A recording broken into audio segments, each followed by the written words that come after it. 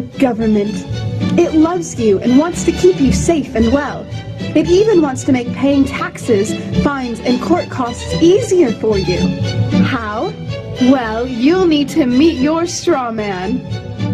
He was born the same day you were. He looks like you, has the same name, and lives in your house, but you never knew he existed. You will have even paid his parking tickets or taxes. The worst part? He's been dead from day one. From every birth certificate, a legal personality, or legal fiction, is created with the same name to confuse little old you into thinking it's you. So, there is a human you and a paper you, or as it's commonly known, a straw man. So when it seems like government officials, court clerks, or the police are speaking English, they aren't. They're speaking legalese, designed to make you agree to verbal and written contracts without even knowing about it, all spun from Black's Law Dictionary. For example, when the police say, "Do you understand?" you'll say, "Yes." What they are really saying is, "Do you stand under our authority?" Oops-a-daisy, you just created a verbal contract with them. Oh, you clever government. Did you know that whenever you register something, you are handing over title to the person you register it with? That's right. Whenever you register something with the government, they assume it belongs to them. Registered your car? Super! Now you are the registered keeper of your vehicle, and the government can crush it when you don't pay your, straw man's taxes. Expecting a new bundle of joy? Well then, you need to register your little darling with a birth certificate. Then they can start the process all over again and create a new straw man for your little one. Isn't that great? So when Junior grows up, he'll be able to generate revenue just like you have. When you notify on your baby by signing the birth certificate, your child becomes a ward of state. And if the government doesn't like what you're doing, they'll assume it's okay to take the child away or make new rules for things they don't like. Not enough school? Smacking your child? Shouting too loudly? Then it's off to social services for the little one. When you get a bill, it's sent to you, but belongs to your straw man, not you. That's why bills, fines, and summons start with Mr., Mrs., or Ms. Sometimes you'll see your surname in capitals, just like on a gravestone. That's because your straw man is dead, and just a silly piece of paper, created before you could comprehend or even consent to it. When you go to court, you represent your straw man, so you, the human, take on any costs, fees, taxes, and fines involved for the straw man. The human you doesn't even need to pay them. But you made a contract with the court by appearing on behalf of your legal personality or straw man, just like the government knew you would. Confused? Well, don't worry. The government doesn't want you to know anyway. If you knew, you'd stop paying things like council tax and parking tickets. Because when you go to court, you are representing your straw man. You are you, alive and made of flesh and blood. Your straw man, or legal personality, is a piece of paper created from your birth certificate. And you think it's you. What a silly Billy. Did you know, for instance, that your birth certificate is a security on the stock exchange in the New York stock market? Did you know that? Because if you order your birth certificate, get a new one, order your birth certificate, it'll only cost you, sometimes it's free, it'll only cost you a few dollars. Order your birth certificate. On your birth certificate, all birth certificates in this country, on the bottom, it will tell you this is printed on security papers. Do not accept it, not on full-color security paper. Then on the right-hand corner, you will always have a series of numbers, red numbers, printed on the birth certificate. Those numbers are a security stock exchange number on the World Stock Exchange. You go to any good stock office and ask them, check these numbers in your computer and see how much your stock is worth, the certificate. And they will check it on the New York Stock Exchange and find your birth certificate is a stock on the stock exchange in America. Why? Because you are worth money to the international bank that bought you in 1930. We need to wake up. Mr. Jones owned a cotton plantation and many slaves. One day he was talking to the owner of the plantation next to his, and Mr. Jones was lamenting the fact that times were tough. He was having to work his slaves harder than ever, and was having trouble with some of them being disobedient or trying to run away. The other plantation owner said he knew someone who could help. Day 1. One day Mr. Jones called his slaves together so a man named Mr. Smith could talk to them.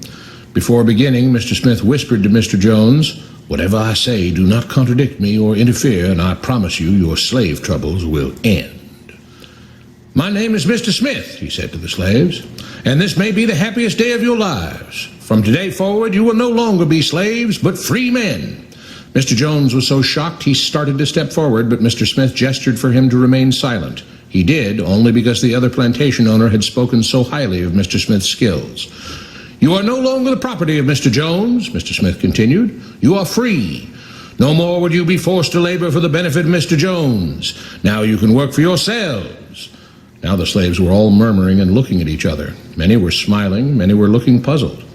"In fact, you are now free to leave the plantation whenever you want," Mr. Smith said. "However, since we are surrounded by other plantations, if you leave, some other plantation owner will likely claim you as his own the moment you set foot on his property. So I urge you not to risk your newfound freedom by doing something so foolish. Instead, I suggest that you stay here, no longer as slaves, but as willing participants and part owners of this plantation. Yes, this is now your plantation." Mr. Jones bit his tongue to keep from objecting. "For now, we might as well leave Mr. Jones in charge," said Mr. Smith, "since he is the only one with any experience at running a plantation, which is quite a complicated thing to manage. But he will no longer be your master, but just another worker on the plantation. In fact, he will now be using his organizational and management skills to serve you. Whatever problems you may have had with him before, you are now all equals, and you need each other to make this work. If we all cooperate and work together, we can all reap the benefits together. In honor of this happy occasion, I present you this new symbol of togetherness and cooperation, this flag, which shall be the emblem of the new, free Jones plantation." He held up the new flag, but most of those listening were still too amazed to respond. "And this shall be our motto," Mr. Smith announced. "We work together as free men for our mutual benefit, pledging our allegiance to the Jones plantation, which stands for prosperity, liberty, and justice for all. To celebrate, everyone has the rest of the day off. Enjoy your freedom, do as you please, and be back here tomorrow morning, bright and early, so that we may begin work on this great and noble new endeavor as equal free men." Finally convinced that Mr. Smith was serious, the former slaves applauded and cheered. Day 2. "We all want this plantation to do well," Mr. Smith said at the beginning of the next meeting, "so we can all share in the benefits. We all know that it takes a lot of effort to make a cotton plantation work. Just because you're all free doesn't mean you can stop working. In fact, since you're now working for yourselves, I expect you to work even harder than ever before, but now with pride and joy, knowing that you're working for yourselves. Of course, there still have to be rules. If everyone just does whatever he wants, the plantation won't produce anything. This experiment will fail and we'll all starve. You should be thankful that Mr. Jones has agreed to stay on to lend his knowledge and skills to this endeavor, and I trust you will all do your own part to make this work. Several of you have been chosen to act as project supervisors to manage different aspects of the operation, to make sure everyone is doing his assigned job, to make sure that the rules are followed, and so on. The rest of you may head out to the fields to start your first day of work as free men." Day 3. The next morning, Mr. Smith had a grim expression on his face as the daily meeting began. "I have an unpleasant duty to do today," he said.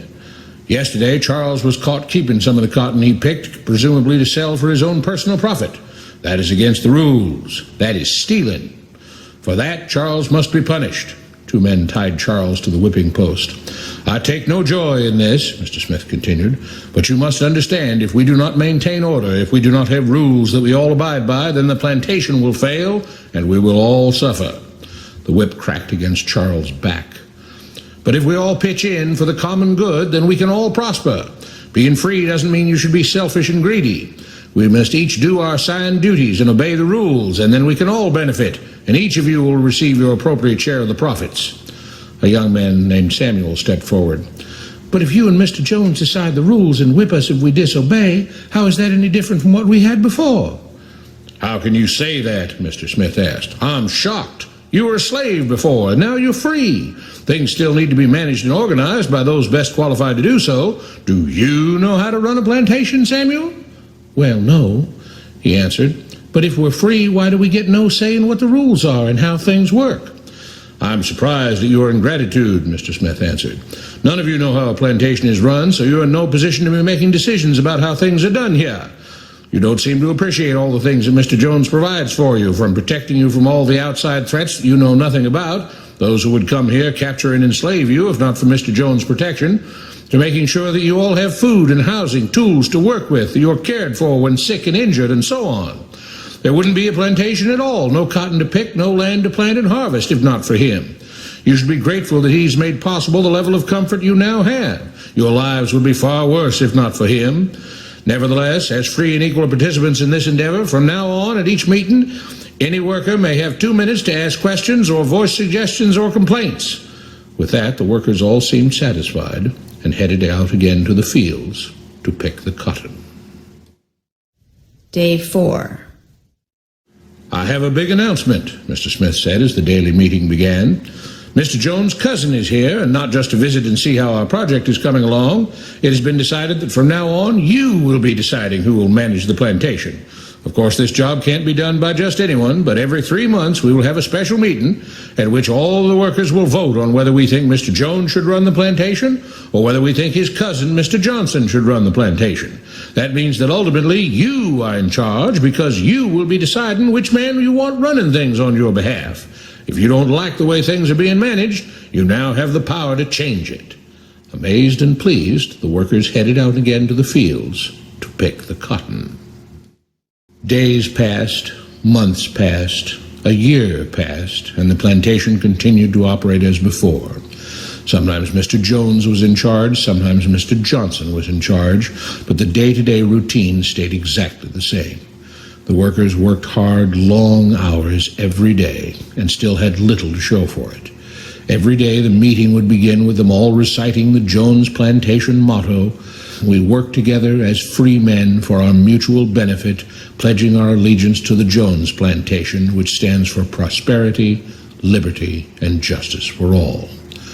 One day Mr. Smith announced, "Samuel is asked to say a few words this morning, and whatever the rest of us may think of his ideas and opinions, we are all free here, and that means we are all allowed to speak our minds.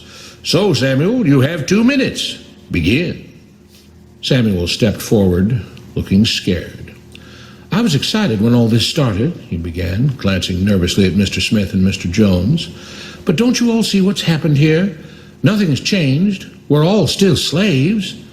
There were grumbles of disagreement from the crowd. "They tell us what to do and whip us if we don't.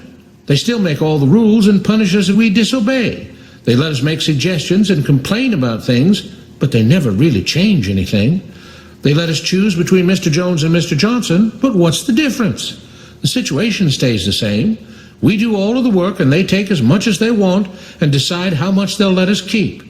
They live in luxury, made rich by the cotton we pick. We do all the work and have to build our own huts, grow our own food, and take care of ourselves. They leave us just enough that we don't revolt or run away. This is not freedom. We're all still slaves. They've only changed the words they use, but nothing else has changed. They say we're all free and equal, but we're not. They command and we obey. That's not freedom. That's not equality. They say we're free to leave, but all that means is that we're free to be someone else's slave. Why should we work or obey the rules? We didn't agree to this. They made the system. They forced it on us. They control and rob us and call it freedom. They've deceived you into thinking that being able to choose which slave master you'll work for is the same as being free. It's not. Open your eyes. If you keep what you produce, they call it stealing. When they take what you produce, they call it sharing and fair distribution. Can't you see that this is all? Your time is up, Samuel, Mr. Smith announced calmly. At his gesture, 2 supervisors grabbed Samuel by the arms and led him to the whipping post. I'm sorry, Samuel, but you've broken the rules. There are rules against encouraging others not to work and encouraging others to break the rules. You're only hurting all of us with your discontentment and your complaining and your disobedience. The whip fell and Samuel let out a grunt. Without rules, without order, all would be lost. Without law, there would be chaos. We can't just behave as wild animals, each doing whatever he pleases. We must all follow the plan and all do our duty for the betterment of everyone. And those who do not must be punished. The whip fell again, and blood flowed freely from Samuel's back. Samuel, it is you who are stealing from the others. When you don't do your assigned work, you are making more work for others. When you disobey the rules, it is you who are endangering the future of everyone else here. You are the thief. You are the criminal. You are the one trying to destroy the arrangement that keeps us all safe and prosperous. At every lash of the whip, the other workers cheered louder and louder, some yelling curses at Samuel. Being spoiled and selfish, you complain about everything, talking as if you're oppressed. But you are the one ruining things. You are the one keeping us from being all we could be. It is your greed and your rebelliousness that is hurting all of us. They all play by the rules, Mr. Smith said, gesturing at the others. What makes you think that you don't have to? You think you're above the law? There were loud yells of agreement as the whip fell again. We must maintain order, Mr. Smith proclaimed, to make this plantation great, to make it so that we can all be happy and prosperous. To have the society we want, there have to be rules. We all have to contribute our fair share to this great endeavor, and we cannot tolerate actions and attitudes that seek to undermine the amazing things that together as free men we have achieved and will continue to achieve. Mr. Jones was smiling as he gave Mr. Smith a pat on the back. The crowd was cheering so loudly that none of them had noticed that Samuel had died.